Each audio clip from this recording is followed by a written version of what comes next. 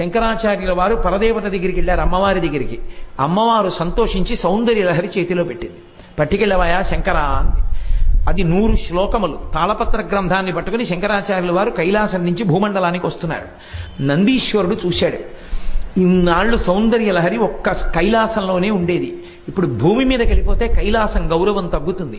భూమి మీద కూడా సౌందర్య లహరి ఉందని, కాబట్టి ఇది దక్కడానికి వీల్లేదని 2 కొమ్ములతో పరిగెత్తుకొచ్చి శంకరాచార్యుల వారి చేతిలో ఉన్న పుస్తకంలోని తాళపత్ర గ్రంథాల్లో కొన్ని తాళపత్రాలు లాగేశాడు. మిగిలినవి శంకరుల చేతిలో ఉండిపోయాయి.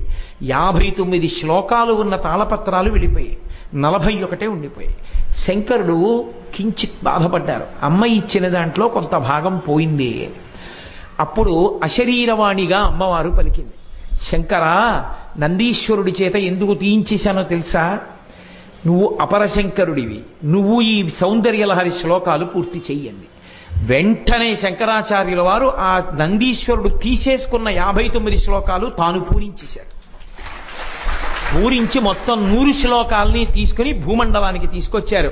ఆ సౌందర్య లహరి అంత గొప్పది. ఇప్పటికీ పెద్దలు ఒక మాట అంటారు, ఈ ప్రపంచం మొత్తం మీద వాంగ్మయంలో సౌందర్యము అన్నవి కనపడితే 2 చోట్లే కనపడతాయంటారు. ఒకటి సౌందర్య లహరి, 2 సుందరకాండ. ఆ 2. ఇక 3వ స్థానం లేదంటారు.